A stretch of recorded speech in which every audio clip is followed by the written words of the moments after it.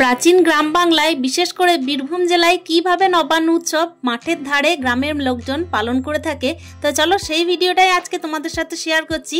তো hello everyone, good morning, welcome back to my channel. আশা করছি সকলেই খুব ভালো আছো। আর ব্লগের শুরুতে প্রত্যেক দিনের মতো আমার বড়দের চরণে প্রণাম আর ছোট্টদেরকে আমার অনেক অনেক ভালোবাসা।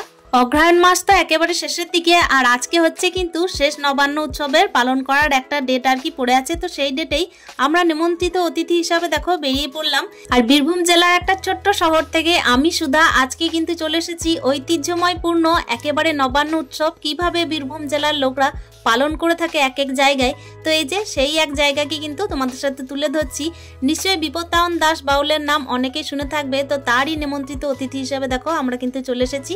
এই যে মেন গেটটাই দেখো একেবারে লেখা আছে নবান্ন উৎসবটাকে এখানে লবান বলা হয়, যদিও বা বীরভূমের লোকরা তার নিজস্ব গুণী ওই জন্যই দেখো রাঙামাটির টান টেনেই একেবারে গেটের মধ্যে কিন্তু লবান উৎসব বলেই সাজানো হয়েছে। আর কিছু প্রতিভা তোমাদের সাথে শেয়ার না করলেই নয়, তো চলো দেখা যাক।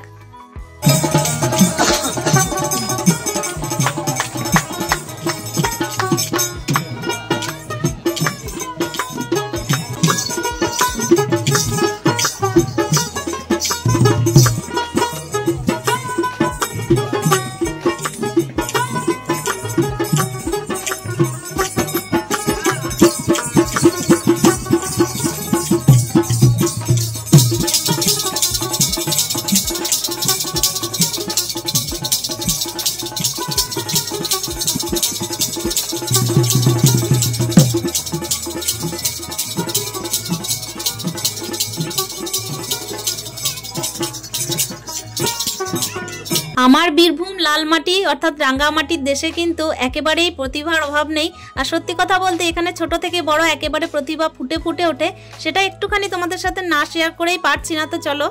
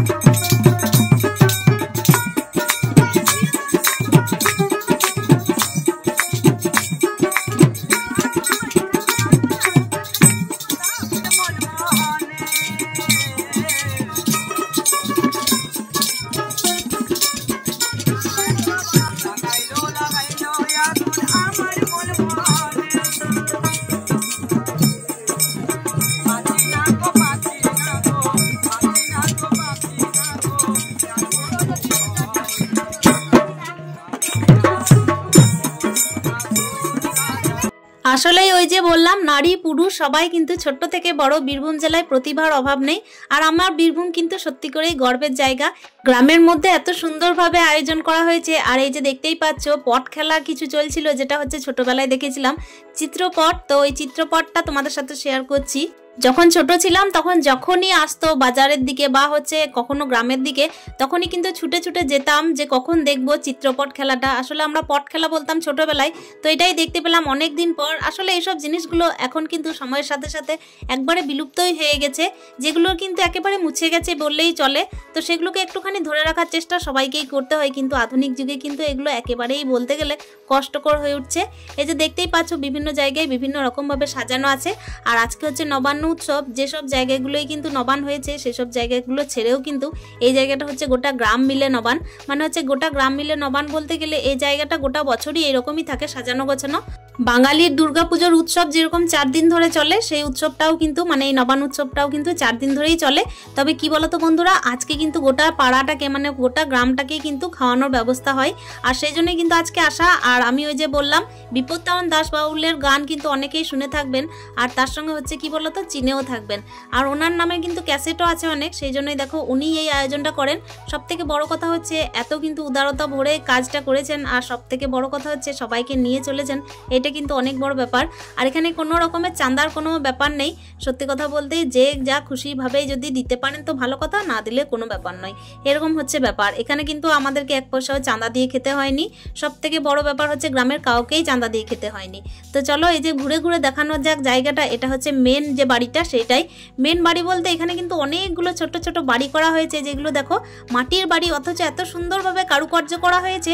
আর বাইরে থেকে সুন্দর, ভেতর থেকেও সুন্দর, এত সুন্দর চারিদিকটা।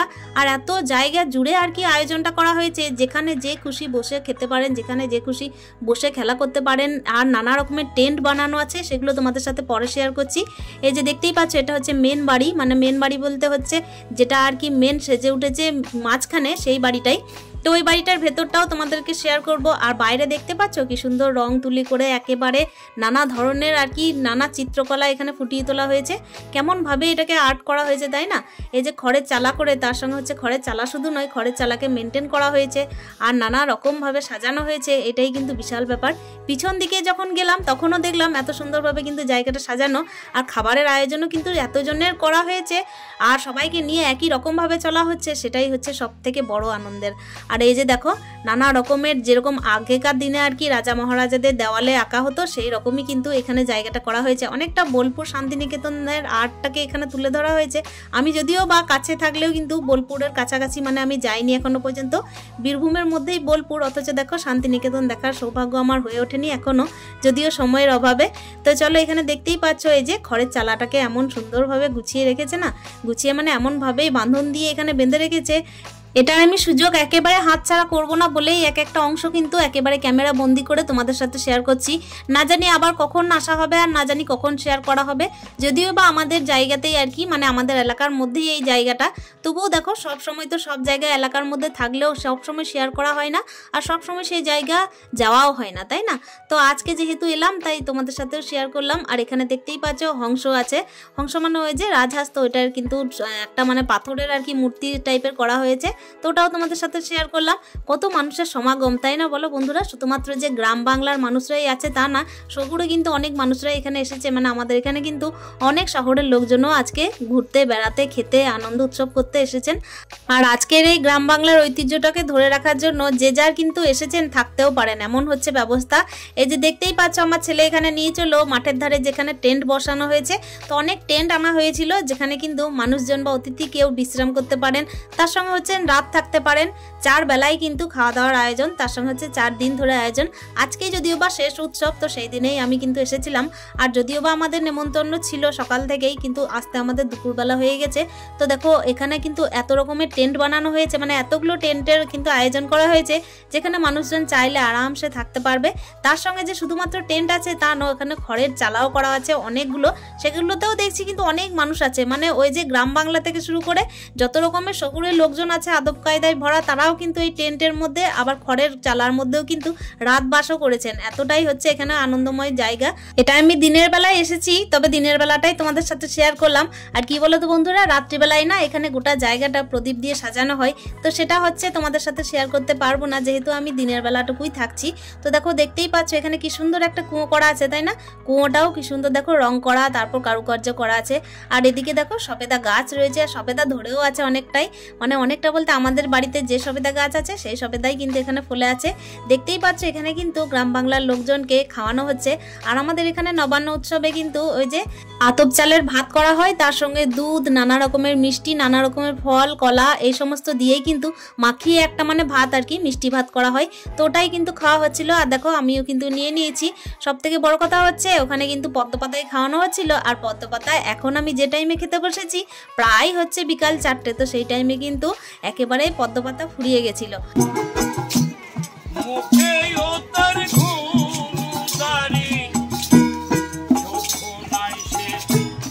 আমার কিন্তু পদ্ম পাতায় খাওয়ার এতটাই শখ ছিল, এদিকে আমি ক্যামেরা করতে এতটাই ব্যস্ত ছিলাম যে পদ্ম পাতা ফুরিয়ে গেছে, তাই টেবিল চেয়ারে বসে আপাতত জায়গা পাইনি বলে ওদিকে কিন্তু পদ্ম পাতাও পেলাম না, আর মাটিতে বসার সুযোগও পেলাম না।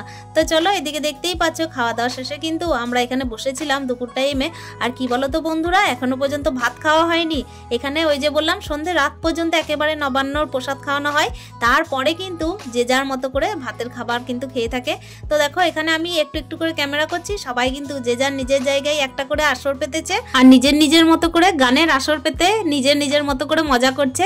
এখানে দেখতেই পেলে আমার ছেলে কিন্তু একটুখানি হাঁচি কাশি দিচ্ছিল, ওর ওই যে সেই দিন থেকেই ঠান্ডাটা লেগেছে। আর এখন দেখো এই যে মাঠের ধারটা কেমন দেখাচ্ছি তোমাদের, মাঠের ধারেই যে আমরা আসলে এসেছি সেটাই তোমাদের সাথে আর কি শেয়ার করা। প্রত্যেক দিন দেখো ঘরের মধ্যে কেমনভাবে কাটায় আর আজকে কেমনভাবে কাটাচ্ছি, বেশ ভালো লাগছে। বেশ ভালো বলতে কি অনেকটাই ভালো লাগছে। ছেলে কিন্তু টেন্টের ভিতরে ঢুকেছে, কোনো রকমে বেরোতেও চাইছিল না। আর কি বলবো বন্ধুরা, শুধুমাত্র যে ছেলে বেরোতে চাইছিল না তা নয়, ছেলেকে যে বের করে আমিও যে নিজে টেন্টের মধ্যে ঢুকে গেছিলাম সেটাই তোমাদেরকে বলছি। দেখতেই পাচ্ছ টেন্টের মধ্যে ঢুকে কিন্তু একটুখানি ক্যামেরা করলাম। আর ওই যে খাওয়া দাওয়া কিন্তু কখন ভুলে গেছি জানো, কখন যে নবান্নের প্রসাদ খেয়েছি, তারপরে এখনো পর্যন্ত খিদে পাইনি, যেহেতু নবান্নের প্রসাদটা অনেকটাই দেরিতে খেয়েছিলাম। গ্রাম বাংলার মানুষেরা কিন্তু অনেক জায়গায় অন্নপূর্ণা মায়ের মূর্তি করে পুজো করে, যেরকম কি আমার বাবার বাড়িতেও কিন্তু তাই অন্নপূর্ণা মায়ের পুজো করা হয়, তারপর কিন্তু নবান্ন উৎসব পালন করা হয়। আর এই জায়গায় দেখো নবান্ন উৎসবটা কেমন অন্যরকম পালন করা, তাই না?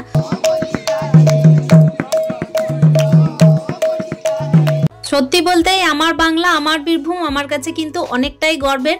এই যে বললাম দেখো এক এক জায়গায় নানাজন মানুষ কিন্তু নানা রকমভাবে আসর পেতেছে আর নিজের মতো করে কিন্তু গান করছে। এখানে কিন্তু কেউ বাধা ধরার মতো নেই, দিনে থেকে রাত যে যার মতো করে কিন্তু আসর পেতে গান করেন। আর সব থেকে বড় ব্যাপার, মাঠের ধারে কিন্তু এই আয়োজন, কোনো রকমের কিন্তু বড়সড় প্রাসাদ তৈরি করে বা বড়সড় কোনো রকমের মন্দির গঠন করে এখানে কিন্তু কোনো রকমের পুজো বা পুজোর আয়োজন নেই। গ্রাম বাংলার ঐতিহ্যকে এইভাবেই ধরে রেখে কিন্তু আজকের আয়োজনটা। এইদিকে কিন্তু একেবারে মাঠ, সেই জন্য দেখো পরন্ত বিকালবেলায় এত সুন্দরভাবে রোদের ছটাটা আসছিল যে এটা কিন্তু মনে হচ্ছিল যে সন্ধে হয়নি। তবে হ্যাঁ বন্ধুরা, একেবারে কিন্তু এই টাইমে যে টাইমে টেবিলে বসে আছি সেই টাইমটা একেবারে সত্যি করেই সন্ধ্যের টাইম। নিরামিষের আয়োজন ছিল আর নানা রকমের ভাজাভুজি ছিল, তার সঙ্গে ডাল ছিল, শুক্তো ছিল আর ছিল টক। এই দিয়ে কিন্তু আজকে নবান্নের ভাতটা খাওয়া হয়েছে। আমার লাল মাটির দেশ বীরভূমের এই ঐতিহ্যময়পূর্ণ নবান্ন উৎসব তোমাদের কেমন লেগেছে অতি অবশ্যই মূল্যবান কমেন্টের মাধ্যমে জানানোর চেষ্টা করো। আর আজকের মতো আমি গল্পটা এখানেই শেষ করছি, দেখা হচ্ছে নেক্সট ভিডিওতে। ততক্ষণের জন্য স্টে হ্যাপি উইথ হ্যাপি মন, টাটা।